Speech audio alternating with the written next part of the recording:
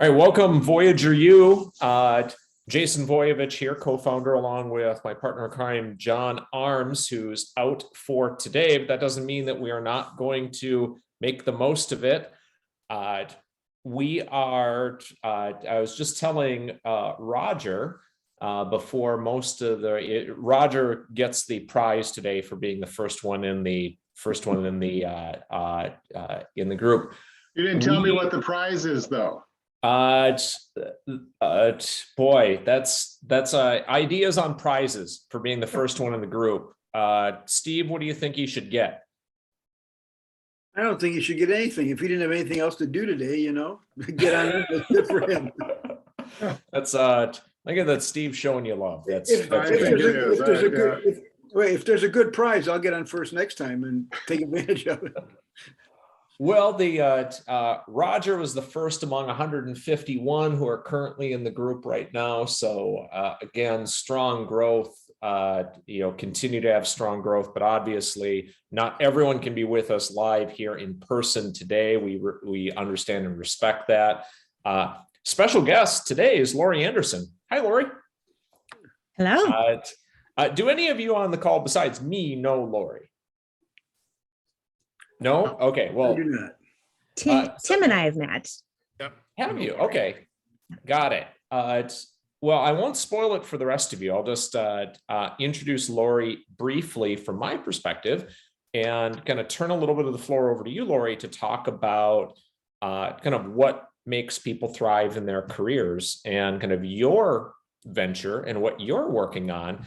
I thought that it would be really exciting. It's something really near and dear to Voyager U hearts is how do we succeed in our careers? It's really the whole idea behind Voyager U. Bottom line is, what are we here for? What makes us happy? What's interesting about our career? How do we thrive in that? It's something that separates people from Voyager U from most other people is we've taken active role in doing that. We've taken steps to do that. Why I thought it would be great to have Lorri here was that's been her area of focus. And she's working towards that as part of her new venture. That's really exciting. She and I go way back. We worked together at a company, now not in existence any longer, organization called Logic PD, a manufacturing and product design firm based out of Minneapolis and of kind of small variety of other cities over its time. Neither of us have been there for a while. So, but we had an opportunity to work together for 2 or 3 years, Lorri. I'm thinking maybe 4. 4. Okay. Yeah. It's, yeah. Time flies. Time flies when you're having fun. Yeah. Lorri was led the human resources group at Logic PD, about 500-ish people at its peak. So a lot of folks to manage there. And I was in marketing and chief customer officer roles there. So that's kind of how we knew each other. We worked together, closely on a number of different matters. So Lorri, I'm really interested. I have to find a way to give you the power to do this. I think I have to make you a host. So I'm going to do that, and then you might have to do something, like click a button. So just watch for that. And then you may need to make me host again later. I don't know exactly how that's going to work. This is John's thing. Got it. Well, I just got my share screen button is green, and all of a sudden I have a pause and stop recording button. So I assume that means I do have control. I guess so. So you can now do whatever you want. Okay. We are under your control now, as they say. I love having control. Okay, well, I have some slides, so let me pull those up. And I am looking for my. And our group is pretty active. If if you don't want us to bug you until you get through, we won't. But if we've got questions, do you mind if we kind of jump in, or are you? I would love it if you just jump in. Okay. Yeah. Slides does not mean formal. It's just my talking points. So, yeah, I am putting together a group coaching program called Find Your Last Best Job.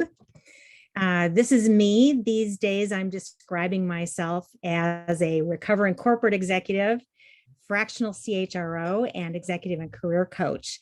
So in my fractional role, I imagine I'm doing what a lot of you are doing. As a coach, I tend to work with seasoned professionals who've reached the point of success in their careers, but have found themselves dissatisfied nonetheless. My specialty is really helping them hone in on their compelling vision, their purpose, their compelling vision, and then building a plan to make the rest of their working years as amazing as they can be. And that is exactly what my group online coaching program is about. Just allows me to scale to more people. 3 big reasons why now is a great time to be thinking about making a shift. And I'm sure you all are aware of these and have thought about them as well. First, the pandemic. Businesses are just struggling, figuring out still what their new future looks like, and they need their people to really be at optimal levels of engagement and innovation. Workers, so the great reshuffle that's going on means that there's a lot of opportunity out there. And then how we work has changed significantly due to the pandemic. As you well know, remote work has really expanded geographically, expanded our opportunities, but also just the ability to do fractional roles and so on. So much more acceptance of that. Demographics are definitely in our favor. Baby boomers are leaving the workforce or transitioning out, doing something like fractional work and so on. The youngest of the baby boomers this year will be turning 58. And there's Jason, I think you're the part of the Gen X group that has been passed over and pissed off, right, by those boomers who've been sitting in the leadership, hogging the leadership roles for decades now. So mostly they're finally moving out of those roles, and they're leaving a huge gap behind them, especially in leadership. So there's a great amount of opportunity out there. And the labor shortage has just really hit suddenly really hard. We had a little respite from that during the early days of the pandemic, but it's really clear right now how much of a differential there is in the working age population and its growth, and the number of jobs out there and how that's growing.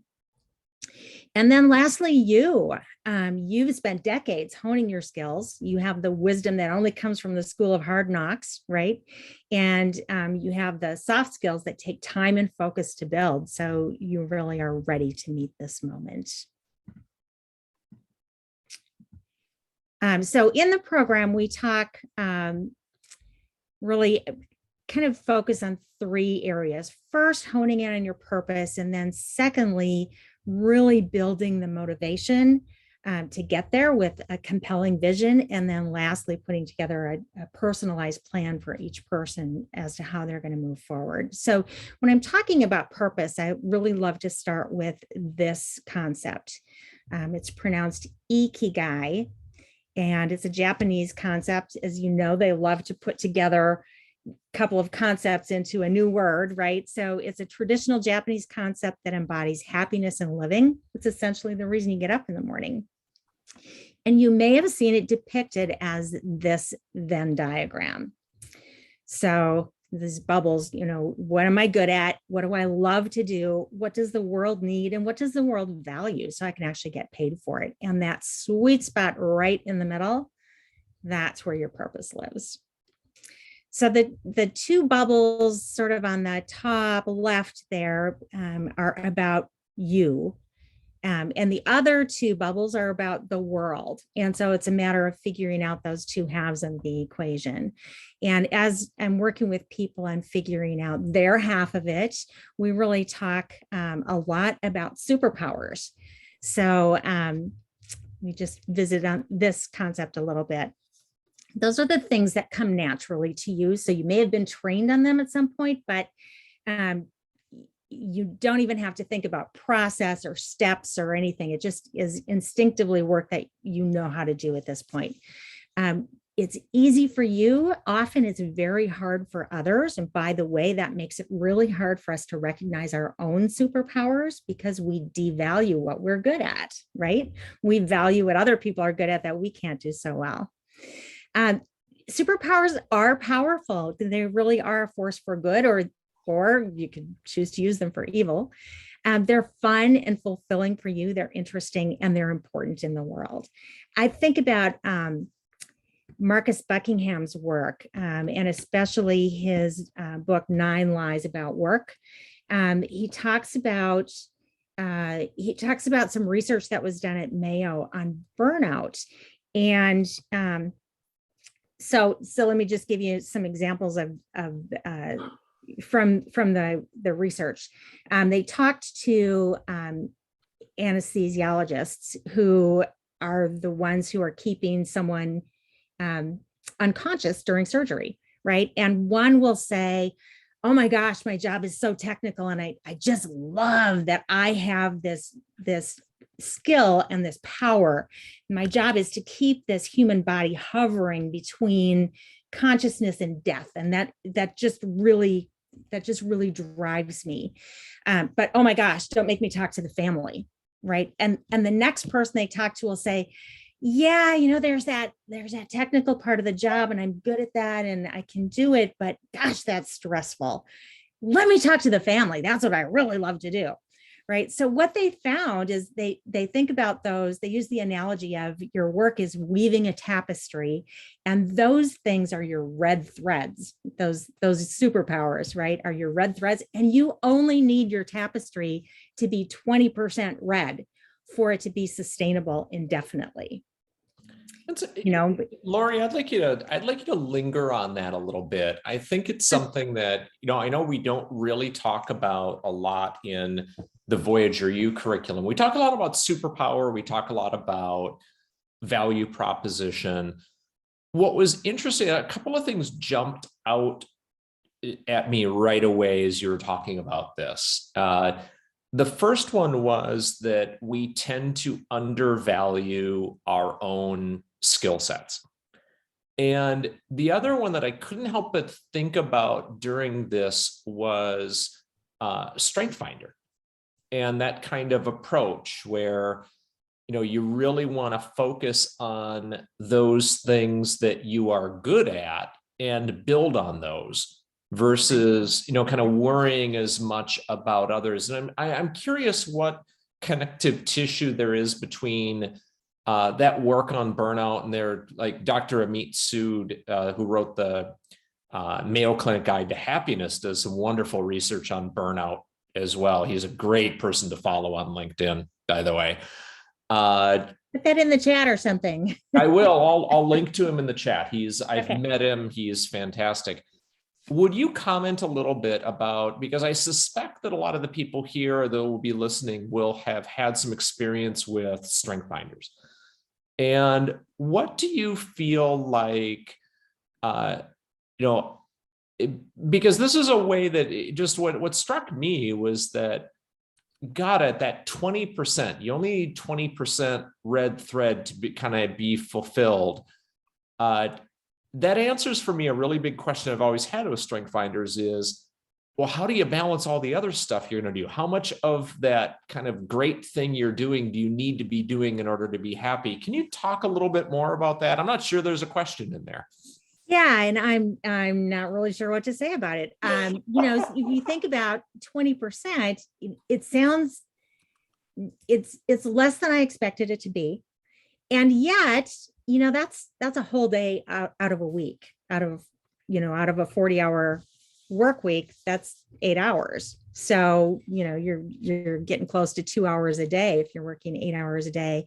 That needs to be that kind of stuff that really puts you in the zone, right?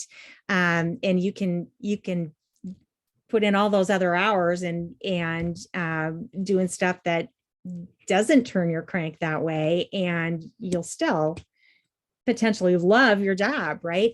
I think that I think it's probably impossible to get to the point where you get to do 100% work that you love. There's always going to be some stuff that you have to do that's not what you love, right?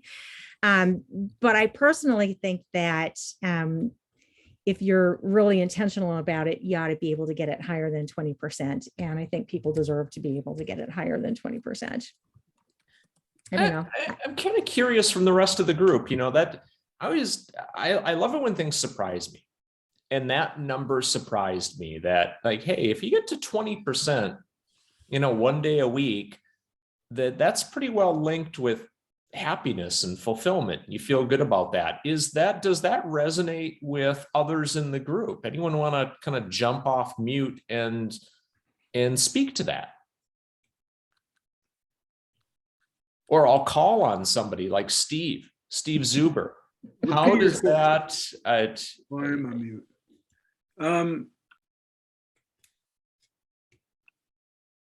Okay, so repeat the question. My question is for you is what Lorri was saying is that, like, hey, if you get to about 20% of your week as your focus on things you love, that's kind of what you need. You'll never get to 100%. I would have thought it would have been like, boy, you got to be at 50% or 80% in order to be happy. But it doesn't take that much of focusing. Have you found that to be the case in your own practice, Steve? Yeah, it's a good question. Yeah, I mean, I guess it depends on how much you love your work or other stuff outside of your work. But yeah, I think 50% would be terrific, but I don't, that sounds a little bit high. Yeah, that's kind of what it was to me too, I mean, I think it varies week by week, if I'm engaged in something and it's work related and I'm really enjoying doing that, then the number would go up a little bit more. But yeah, that's a good observation. I don't think it needs to, boy, if it could be 100%, that'd be wonderful. But I don't think life works that way. I think Lorri, I just think that struck me as really deeply empowering, that you don't have to set such a high bar for yourself. That right. And even people who are still stuck in the corporate world, right? Most folks have some control over what it is they do all day long and how much of it they do, right? So they probably can tweak things enough to get there. And if they can't, then that probably is a really good sign they're not in the right job. Yeah, got it. Yeah.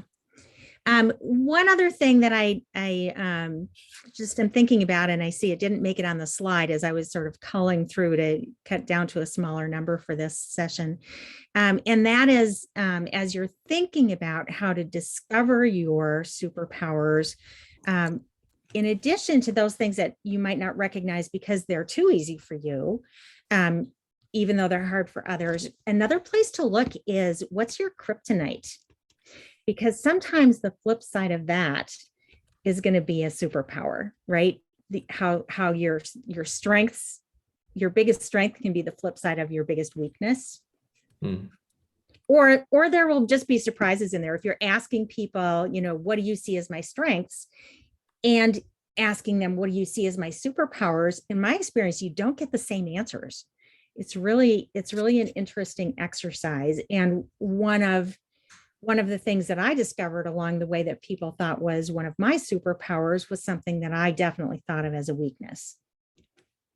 And it didn't come up when I asked, what are my strengths? So interesting. That kind of strikes me like the Joe Harry window. If folks might be familiar with that concept of things you know about you, things other people know about you, but you don't know. It's easier if you see the box.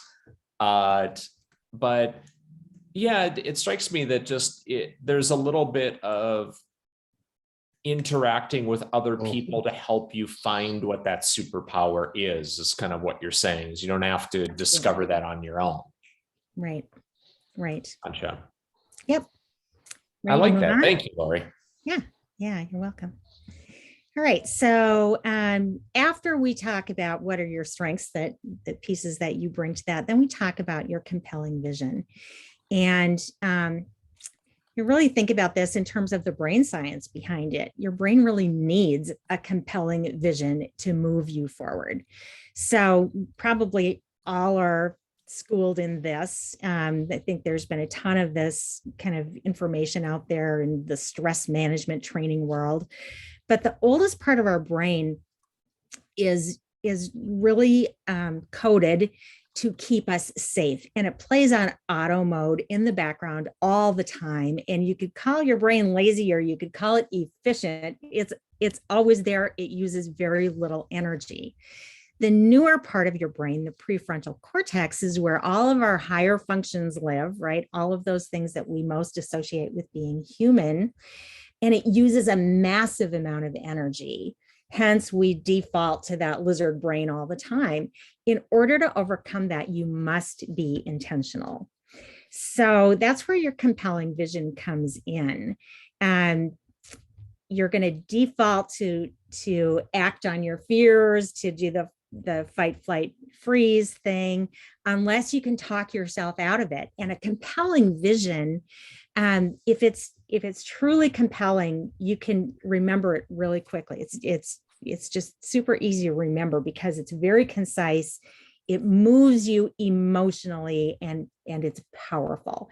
So once you have it, it is exactly the thing that can pop you out of bed in the morning, excited to do what it is you're put on this planet to do, right? And it also can be the thing that can silence all of those little voices in your head that love to tell you why it can't be done, whatever it is that you're trying to do, right? So we spend time in the program really honing in on what that compelling vision is for the people in the group. And then lastly, putting together your plan. So basically, this is taking what got you here to put together a plan that will get you there.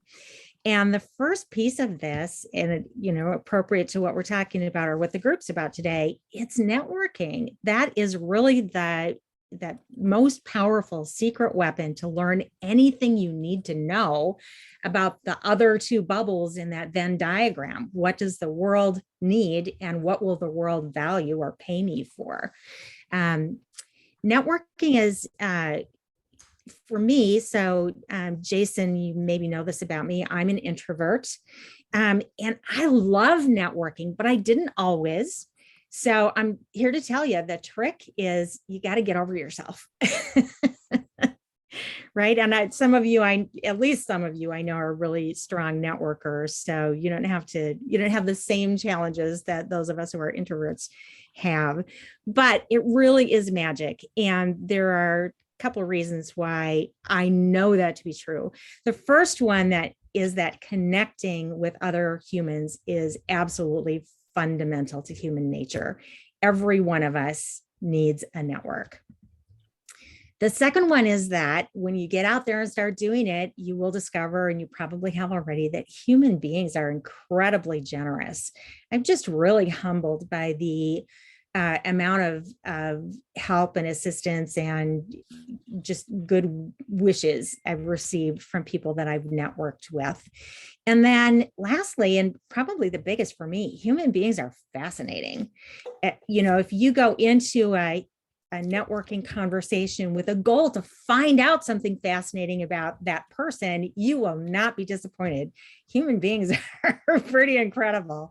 So the other thing is, when you're on that kind of a hunt for, finding out something really interesting about this person, that leads you into the place where you are looking for giving them opportunities to talk about themselves, and people love that. So it just falls naturally into place. Like I said, networking is magic, and the biggest secret weapon you could possibly have for figuring out what you need to know to move on.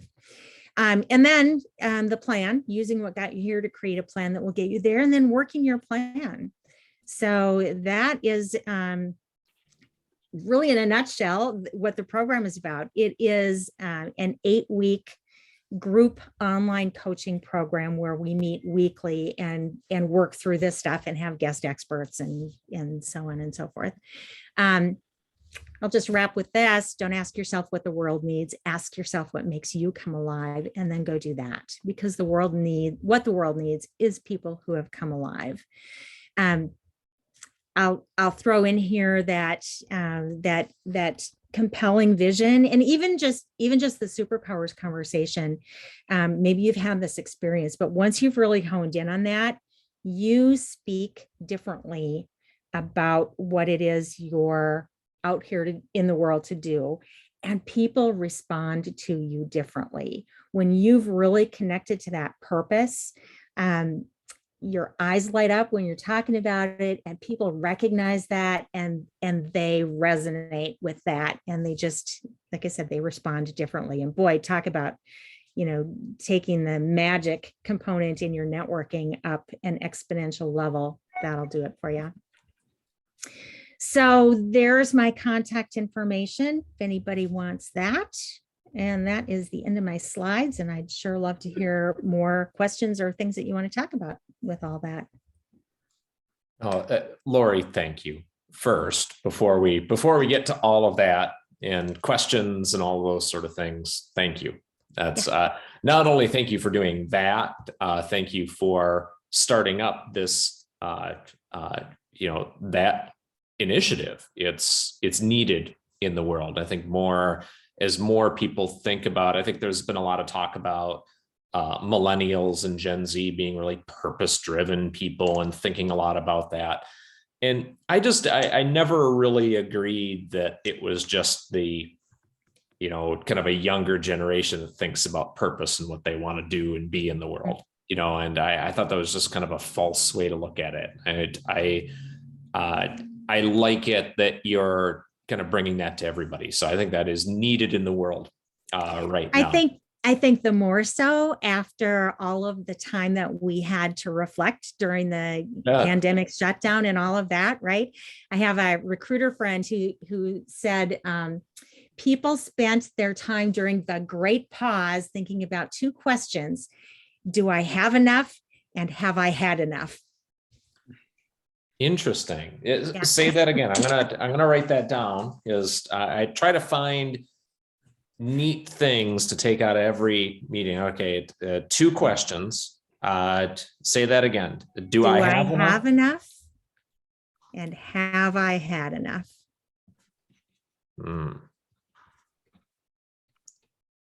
I like those. I'm a collector of good questions. I love good questions. And good things to think about that are thorny. I could talk to you all day, but I want to open the floor. Come off mute. What questions, comments, things that either resonated with you, things you want to challenge a little bit? What things jumped out at you about what Lorri was saying today? You got a smaller group. You can't hide. I'm gonna find you. So I've already found Steve. I'll start first. Can you hear me? Yeah, I can hear you, Tim. Okay.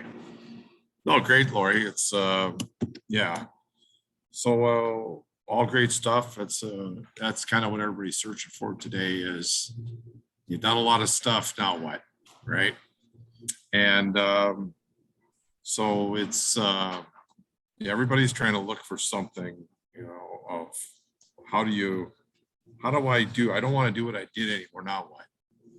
And so the Venn diagram is funny because I just posted that maybe a couple of days ago, and I used to go out and speak. I had it in there because I gave people, and I said, here, go through this process and kind of at least get some things that you might be interested in that could be something you could go do. Mm-hmm. So we'll say that was a Lorriism, that do I have enough?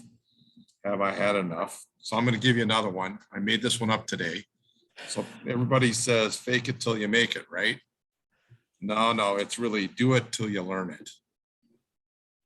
Okay, that's what this is all about right now. Just go do it until you learn it, because this is the way you've done it before. So yep. Someday I'll have to write down all of the ones I've come up with, but Yeah, like we could talk about my journey to change my identity from corporate executive to what I'm doing now. And I tell you what, my big discovery last year was I'm a terrible boss to myself. Well, let me Yeah, tell you, Lori, I think you don't look the same as when I met you. Not look, but you're more confident now than I think when I met you. I think you got your direction and purpose figured out. there you So, go. yeah. That's what I was talking about. Yeah, Yeah. I was gonna ask Tim, where were you going with that? No, I meant more of she, when I met her, she, I think, just left corporate. And I was trying to figure out, what's the path I go down? And yeah, I see a much more confident, much more knowing what direction you're going person today. And generally others can see that before you can. So there you go. Jason and I really thought you were probably talking about the COVID gray.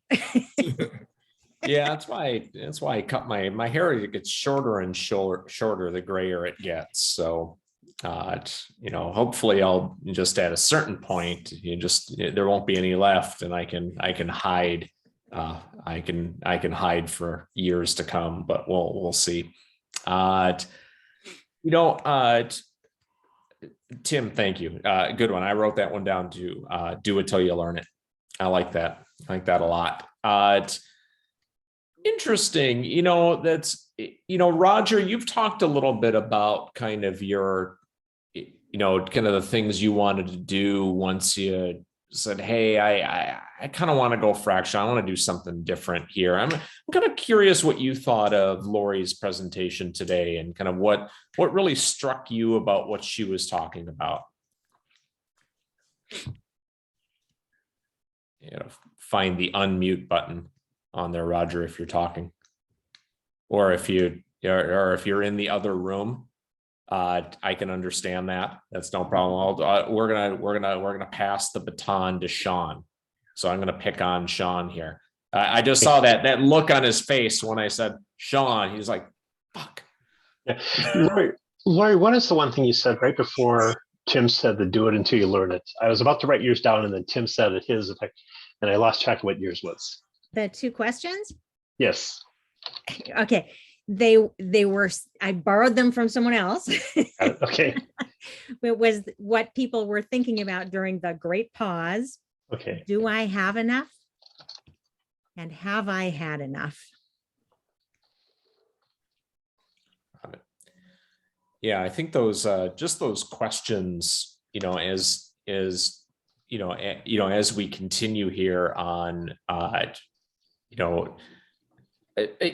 question for you, Lori, on kind of where you're at with the, you and I've talked about this a couple of times on where kind of how you're progressing. And, if we had people listening to this who are interested in doing that, you said it's kind of an 8-week program.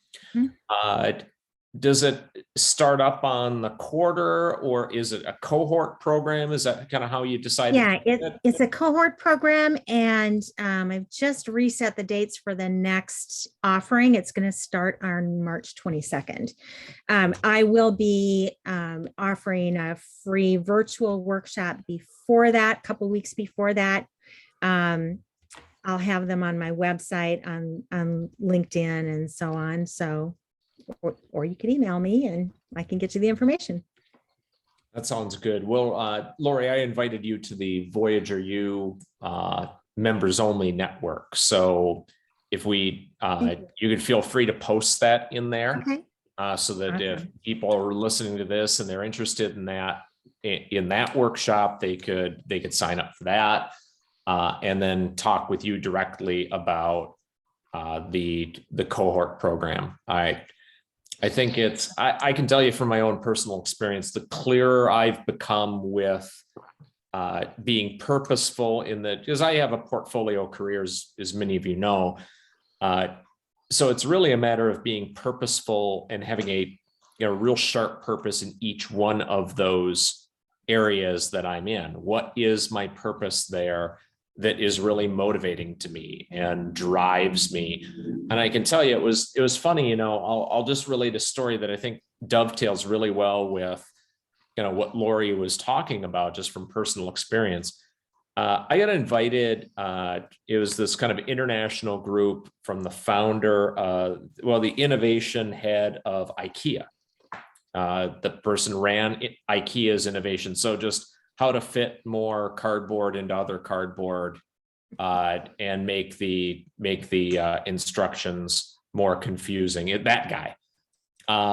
And he's out of Germany. He's a German guy, as you might guess. And there are people from all over the world, like 20 of us on this kind of innovation think tank sort of thing, where his idea is to put a team of people together to help Fortune 1000 CEOs innovate, who kind of need an innovation advisory board. 4 to 5 people. So it wouldn't be everybody, it'd be kind of a subset of people.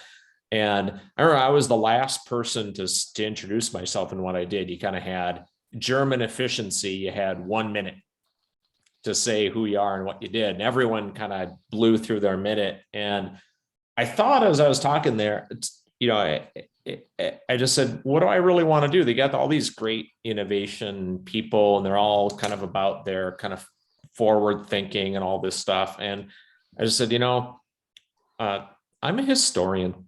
That's what I love to do. I love to help people benefit from collective wisdom. So that's my role here, is if CEOs want to talk about and want to benefit from what came before them, put me on the team. And it was, not only was it really different because no one else is doing anything like that, but I got connections from every one of the other people on there. People like Tony Braxton's niece is on there, who reached out and said, I'll never forget that.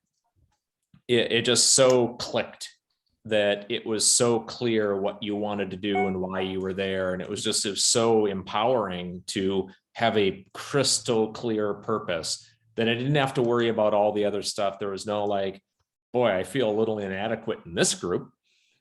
I had a purpose there. And it was just so, it really does work, and you gotta work at it. That's kind of, and that's what I liked about what you're doing, Lorri, is that just spending time really kind of working on that. And we've worked on that in this group too. Mm-hmm. We've really spent a lot of time. I think we've stressed Steve out on multiple occasions, working through how to sharpen up his value proposition. Yep. So, Lorri, I'd like to jump in here too. I think if you go back to the Venn diagrams, where I've been an IT professional, so my superpower is anything related to IT. Comes easy, absolutely love doing that, and most people just cringe when you talk about IT.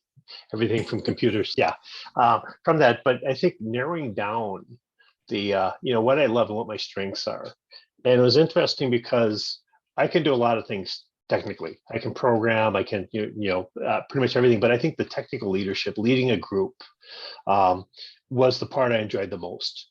Figuring out the challenges, helping companies solve problems, performance issues, and just we've got a vision what we want to do. How do we use technology to get there? And I had put together a kind of a one-page business brief, and I talked about doing the IT leadership, a fractional CIO, but also doing IT consulting. And I reached out for a person I was networking with. We met in a coffee shop in Hopkins, and he looked at what I wrote and he says, "You know what? Take all this programming and support stuff off. Anybody, you can find anybody to do that. You can hire a programmer, you can bring in a database person anytime like that. The leadership's really where it's at." And he said, "Focus on the leadership. You love doing it, you're good at it, and that's the hardest thing to find." So I really focused on that. And then I also narrowed it down to really that manufacturing network, where I spent about 20 years of my career, rather than going after, financial, which I've worked in, and other industries. I just said, I'm going to focus on manufacturing, and I'm going to start contacting the small to medium business leaders saying, I'm an IT professional that I help manufacturing companies. And I really narrowed that down. And I started contacting. It was amazing how many people reached out to me at that point. But it was you're scared to really narrow it down, because you're not throwing a net over a big group of fish. You're doing a very specific one. but they're going to recognize that, hey, this is the problem that we're trying to solve. And I had a Right. number of people reach out, contact me from that. So that made a huge difference, but it's really hard to really narrow that focus down. It feels counterintuitive, doesn't It it? does, And yeah. it's definitely the biggest piece of advice I run into over and over and over again in the coaching world. I can coach anybody in corporate. I could probably coach anybody who's, but if you just go out there and say, I can coach anybody on anything, But nobody even knows that's them, right? Nobody knows even- to respond to that. even after I had narrowed it down, I had people just reach out from, I think the other thing is my LinkedIn profile. I spent a lot of time working and reworking. And then finally I got at the point that said, this is me. This is what I like addressing. I don't think I've touched it for 3 or 4 months. I've had people that found me, hey, we're looking for kind of a part-time, interim CIO. And they contacted me from what they saw on LinkedIn. One's not a manufacturing company, but contacted me. I had a lunch with the CFO and with the HR person last week. But I mean, it's one where they need IT help. They've got a person who's been there forever, not picking up the technology, not getting things done. But it's really interesting. It's just that focus and really putting together your interest and putting it out there and having it out there. And then you can use the networking. You're spending more time on the networking than fine tuning or tweaking your profile. So Right. I love what you have here, though. Good, thanks. Yeah. So if you look at my LinkedIn profile, I haven't paid enough attention to it. That's on my future list. So don't be too judgy. Please. Well, we'll make sure to get in there because we're gonna. I want to make sure that as a takeaway to this meeting, I'm a big believer in kind of letting everyone. I'm a big believer in passing time. I think that was one of the best things that the schools figured out was give people a few minutes before the top of the hour before whatever their next thing is. So we're going to do that today. I want each person listening to this, and certainly if you're on here, Tim, I'm sure you've connected with Lorri before. So that's kind of you, that's your thing. But for those of you who haven't, find Lorri Anderson, SON, on LinkedIn. 2 hours. 2 R's, SON on LinkedIn. Connect with Lorri. And Lorri, when you're in the Voyageur U group and when people are listening to this recording, connect with her there, and and get to that workshop on the 22nd. I think just that opportunity to get in there and have some of that opportunity to spend some time. Obviously, maybe you don't want 200 people in there, Lorri. That's or maybe you do. That'll be a happy problem for me to try to figure out how to deal with.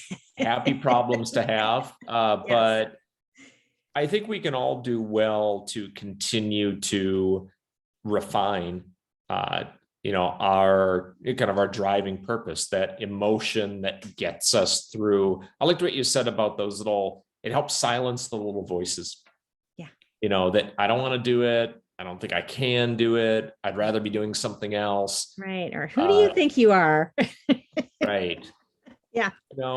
It's not just imposter syndrome. I think that's like a on steroids version, but everyone's got the there are other people better than me at that. And the more you narrow in, the easier it is to say, no, I'm at the top of my game in this niche I've got. And I can hold my own. Mm-hmm. So Lorri, thank you. Thank you for making the time on short notice, by the way. That yes, should thank be you noted. for the invitation. It just worked. So should be noted. I think I emailed her at 6 this morning. We're both Lorri and I are early birds. So yeah, and you caught me in between, I think, exercise and meditations. It took me a little bit to respond. I've been known to have good timing, so I'll take it. Parting thoughts, and Lorri, I'll give you the last word. Unless anyone else wants to jump in, this is your chance.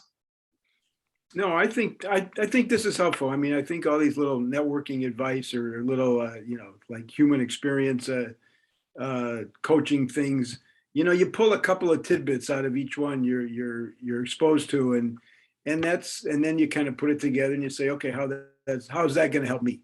And I think that's helpful. I really, without getting redundant, the whole Venn diagram thing is, doing what I love versus what the world needs / what they'll pay me for is a really good way to think. Yeah. It's a really good way to think. Awesome.